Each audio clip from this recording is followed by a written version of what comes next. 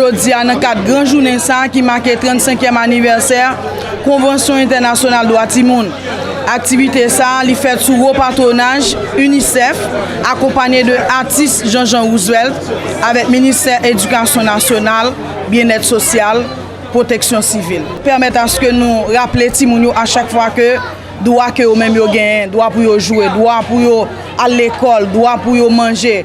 Donc jodi a là nous fait grande manifestation ça avec ti moun qui sorti dans site déplacé au niveau de Claude Bernard, nous avons Jean-Marie Vincent, nous avons Timoun qui fait partie de l'école là, qui accompagne nous aujourd'hui pour nous être capable de faire une grande manifestation culturelle. Nous avons Timoun qui sorti dans le centre déplacé, nous avons Timoun qui fait partie de l'école là.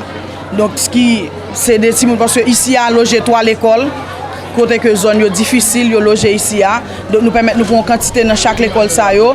Et ti moun déplacé ça encore une sorte visiter atelier ça c'est ensemble de ti moun que nous a encadré dans cadre apprentissage que nous a fait en urgence pour ti moun ça avec support UNICEF qui permet à ce que je dis à la ti moun ça capable là yo capable continuer année scolaire là et capable boucler tout année scolaire 2023-2024. Bon, vous savez, c'est une semaine importante, c'est une semaine où nous célébrons l'enfant haïtien et ce dans le cadre des célébrations de la Convention internationale des droits des enfants.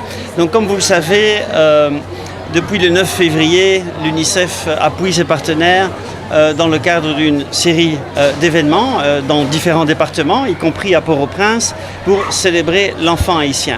Alors cela se déroule dans un contexte assez difficile. Comme vous le savez, l'impact de la crise économique, sociale, sécuritaire, humanitaire ici en Haïti a eu un impact important sur le droit des enfants. Je l'ai rappelé, ça fait plus de 3 ans de crise et nous sommes aujourd'hui dans un contexte où le droit des enfants est vraiment mis à mal. On a près de 600 000 personnes qui sont déplacées aujourd'hui, essentiellement de Port-au-Prince et de l'Artibonite. 600 000 personnes dont plus de la moitié sont des enfants.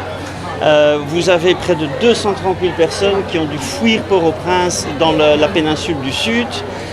Vous avez une insécurité alimentaire qui menace près de 5 millions d'Haïtiens aujourd'hui, dont 1,6 million ont atteint des niveaux d'urgence en termes de crise alimentaire aiguë et qui nécessitent une intervention d'urgence. Nous sommes à Port-au-Prince, vous avez à peine 20% des structures hospitalières qui aujourd'hui fonctionnent et qui sont capables de délivrer des services essentiels en termes des services maternels, néonataux et pédiatriques en faveur des femmes et des enfants. Donc on est dans une situation, un contexte extrêmement difficile où la majorité des familles aujourd'hui en Haïti souffrent de pauvreté et n'arrivent pas à joindre les deux bouts, je dirais, pour pouvoir couvrir des dépenses essentielles à la survie et au développement des enfants. Je fais allusion à tous les frais corollaires à la scolarité des enfants, mais surtout les frais nécessaires, les coûts nécessaires aux services essentiels de santé et de nutrition. Vous avez près de 20% aussi d'augmentation en termes de nombre d'enfants qui souffrent de la malnutrition aiguë sévère.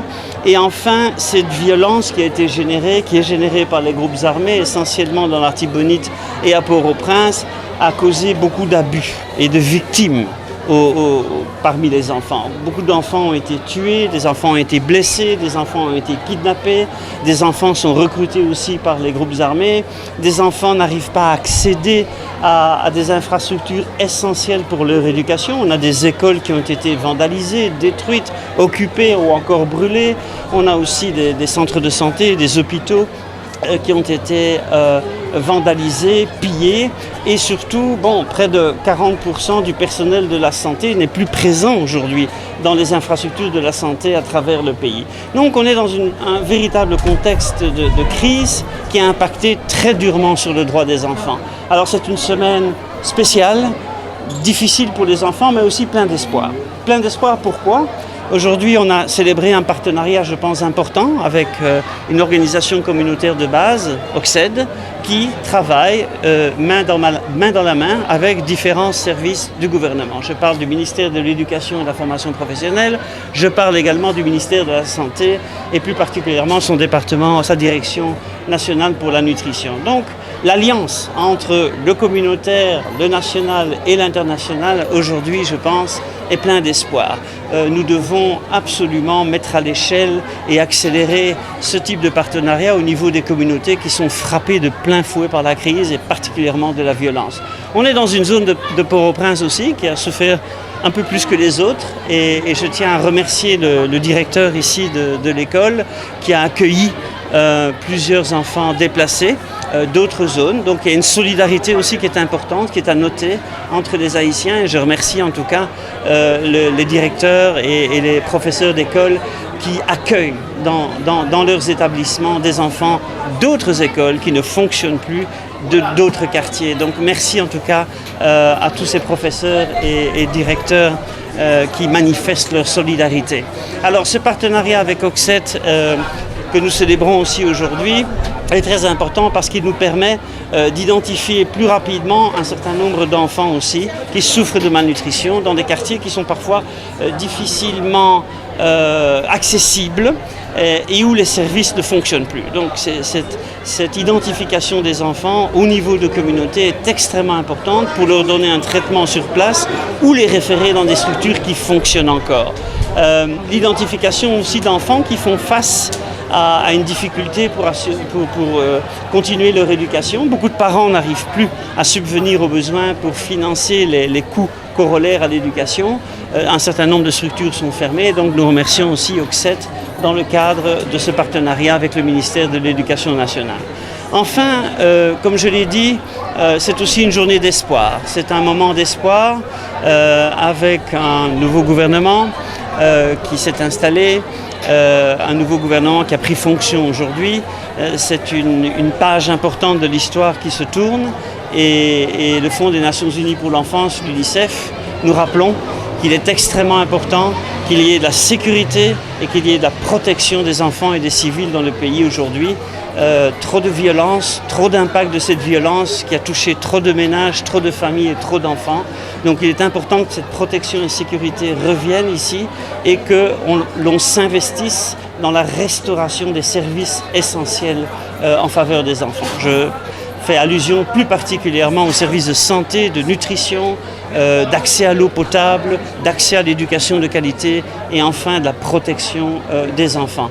Donc je pense qu'il nous faut nous rassembler et faire preuve de beaucoup plus de solidarité dans les prochaines semaines pour pouvoir restaurer l'espoir et les services essentiels en faveur des enfants. Le descriptif, le panorama de la situation haïtienne pour l'instant.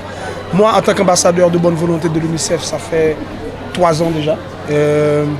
Et c'est toujours un plaisir et pour moi c'est une sorte de responsabilité comme citoyen haïtien et jeune, acteur qui évolue dans le pays. C'est important pour moi en tant qu'artiste de mettre mon talent au service des causes justes. Et je pense que le droit des enfants, attirer l'attention des gens sur les problèmes que traversent les enfants, c'est pour moi une mission. Et je continue à le faire. Ça fait longtemps que je travaille dans ce domaine avec beaucoup d'enfants partout à travers le pays. Et c'est d'ailleurs pourquoi que l'UNICEF et moi, nos chemins se sont croisés. Et là, on travaille ensemble main dans la main, ça fait 3 ans déjà. Et aujourd'hui encore, je réitère mon engagement à l'égard des enfants en Haïti. Et à chaque fois que je trouve une association communautaire comme Oxfed qui travaille sur le terrain avec les enfants, c'est encore pour moi une façon de les encourager et d'apporter ma contribution à cette bonne cause. Et aussi, comme M. Bounou Maïs l'a dit tout à l'heure, c'est une nouvelle page qui se tourne pour le pays. Et il faut que les droits de l'enfant soient au cœur, du moins au premier rang, en première ligne, dans les discussions pour la restauration de ce pays. Moi-même, toujours voulu utiliser musique comme un outil de transformation, de sensibilisation pour une société juste et équitable. Et ça, c'était pour moi une sorte de mission. Je pense que c'est lié aussi à mon origine. Je viens d'un milieu rural, je vois la misère en face, j'ai vu des gens qui souffrent et c'était toujours pour moi une façon d'utiliser ma musique pour m'aider à sortir dans les bagages qui sont difficiles, mettre les bagages au clair, dire ça qui peut marcher. Et donc, on était toujours comme faire, même avant que le ministère Jondien. Et Jondien, c'est encore beaucoup plus institutionnalisé. Quand tu travailles avec une institution qui travaille pour les enfants et mélangé avec ça m'a fait Oxfed, etc., résultat beaucoup plus concret. Et je pense que Anessa a gagné en pile belle bagaille qui est entre moi-même, UNICEF, un paquet de bonnes organisations qui travaillent avec ça. Message là, il simple, il clair pour résumer un peu ce que Bruno Maes l'a dit. Et c'est d'ailleurs l'idée, ou du moins ce que l'UNICEF véhicule pour le moment, c'est que les droits de l'enfant soient au cœur de l'agenda politique. Donc je pense que c'est ça le message que je dis là, effectivement, pour notre gouvernement monté, qu'il y a l'autre bagage fait. Maintenant, il est pour nous mettre droit Timounio au cœur de l'agenda politique. Ça, c'est une façon de garantir l'avenir du pays. On connaît déjà parce que le lycée Jean-Marie Vincent hébergé, déplacé dans la zone Sahel, dans la zone située dans la zone Sahel. Et donc c'est un honneur pour nous accueillir tout le monde autour. Et on connaît, nous avons l'école nationale que l'UNICEF a aidé nous mettre là. Donc ça c'est une continuité pour l'éducation de tout le monde.